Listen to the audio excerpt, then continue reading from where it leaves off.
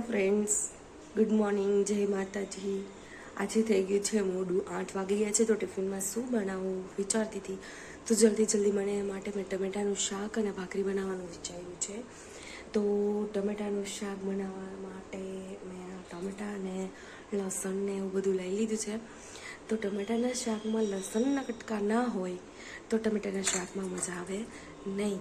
ટમેટાના શાકમાં છે ને લસણના કટકા હોય ને તો ટમેટાનું શાક જ કંઈક ખાવાની મજા અલગ હોય. ટમેટાના શાકમાં લસણના કટકા હોય ને તો જ મજા આવે. કેમ કે લસણના કટકા હોય ને તો એમ થાય કે નહીં શાક ખાવું છે. તો મોહિતને તો ગમે ત્યારે પૂછે કે શું ખાવું છે, તો એ કંઈ કહેવાનું હોય ને, એટલે મારી મરજી મુજબ જ શાક બને. કે મારે શું ખાવું છે, કઈ પ્રકારનું શાક ખાવું છે, એ ગમે ખાઈ લે.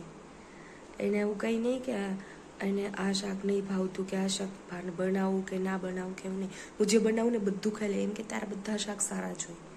તો ચાલો, આજે મારે થઈ ગયું છે લેટ અને વાગી ગયા છે 8. તો ફટાફટ ટિફિન બનાવવાનું છે.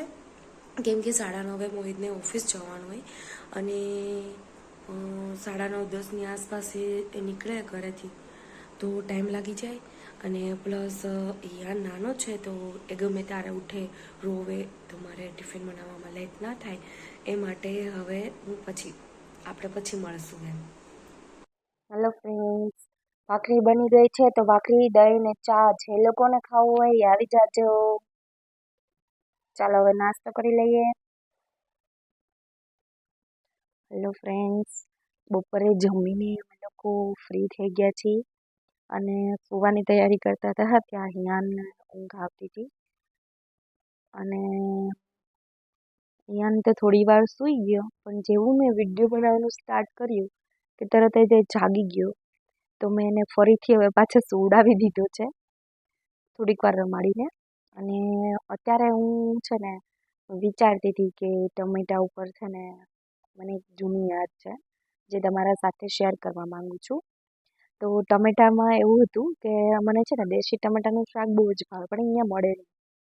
તો હું ટમેટા લેવા ગઈ હતી ને, તો ટમેટાવાળો કે અહીંયા દેશી ટમેટા લઈ જાઉં બેન. એટલે હું તો ટમેટા દેશી લઈ આવી, પણ સાલું શાક બનાવ્યું ને તો ખાટું ન બન્યું. એટલે મને યાદ આવ્યું કે ગામડાના ટમેટા જેવા અહીંયા ટમેટા ના મળે. અને અહીંયાના ટમેટા છે ને આમ હાઇબ્રિડ હોય ને, એટલે એમાં એટલો બધો ટેસ્ટ પણ ના હોય. અને ગામડે જે પેલા જે દેશી ટમેટા વાવેલા હોય ને, જે મોટા મોટા થાય, એકદમ ખાટા હોય, અને પેલી નાની નાની ટમેટડી, એ તો બહુ જ મીઠી લાગે. એટલી ખાટી લાગે ને કે દાંત પણ અંબાઈ જાય. અને હું જ્યારે નાની હતી ને ત્યારે ખેતરે જ હતી. એટલે ખેતર એટલે ખેતી કરવા માટે તો મમ્મી ને પપ્પા હોય જ, પણ સન્ડે હોય ને તો ફૂલ ડે હોય, અમને ખેતરે લઈ જઈએ. કેમ કે ઘરે કોઈ સાચવવા વાળું તો હોય નહીં. તો અમે ખેતરે જઈએ ને તો ફૂલ ડે મસ્તી કરીએ. ઢોળિયા હોય ને પાણીનો, એની અંદર માટીના રમકડા બનાવીએ, નાહીએ અને થોડું ઘણું કામ કરીએ. અને સાંજ પડે ને એટલે શાક ને એવું લેવાનું હોય, તો મમ્મી ભેગા જઈએ અને શાક ને એવું બધું લઈ આવીએ. તો એમાં ટમેટા હોય ને એની સ્મેલ મને બહુ જ ગમે, અને ટમેટા પણ મને એટલા ભાવે. તો અમે ત્યારે ટમેટા ને એવું બધું એ ઉતાર્યું હોય. અને પછી બળદગાડું હતું પહેલાં. તો હવે તો મારા પપ્પાને ટ્રેક્ટર છે, તો પહેલાં બળદગાડું હતું ને ત્યારે તેમાં તો ઘર ભરીને શાકભાજી મૂકેલા હોય, અને પછી એ ધાણા વાવેલા હોય ને સ્મેલ હોય શિયાળાની અંદર. શિયાળો ચાલે છે ને તો યાદ આવી ગયું.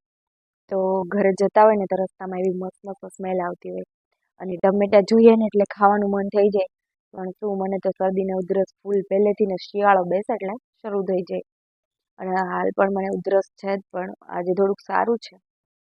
તો ઉધરસ થઈ હોય ને તો ટમેટા ખાવાની મમ્મી ના પાડે.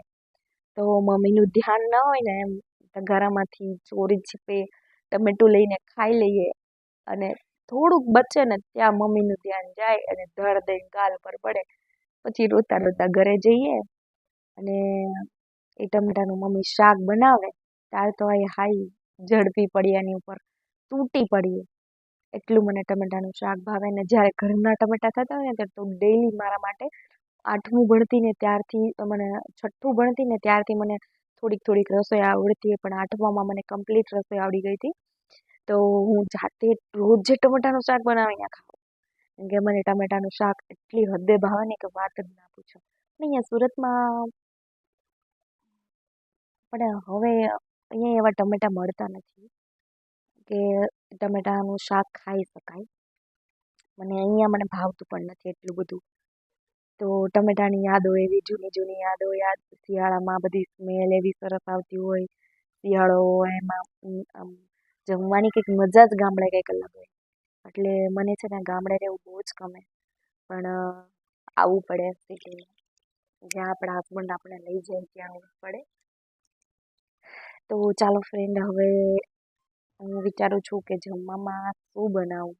અત્યારથી વિચારીશ ને ત્યારે સાંજે માંડ કંઈક બનાવીશ એવી. આમ તો યુટ્યુબમાં ઘણી વાર જોઈ કે આજે કંઈક યુટ્યુબમાંથી જોઈને બનાવું. ચાલો એમ થાય યુટ્યુબમાં તો હું પનીરનું શાક જોઉં, પાલક પનીર જોઉં, કાજુ કરી જોઉં, પણ છેલ્લે શું બને, ફ્રીજમાં જે શાક પડ્યું હોય એ જ. તો ચાલો ફ્રેન્ડ, શું બનાવી એ તો ખબર નહીં, સાંજે ખબર પડે. તો આપણે સાંજે મળીએ.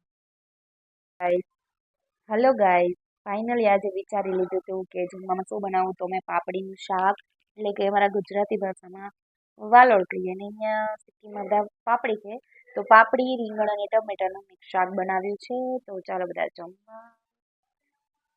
હર હર મહાદેવ મિત્રો, જય માતાજી, ગુડ નાઇટ. હવે થઈ ગયો છે સુવાનો ટાઈમ, અને હવે કાલે એક નવા વ્લોગ સાથે મળીએ.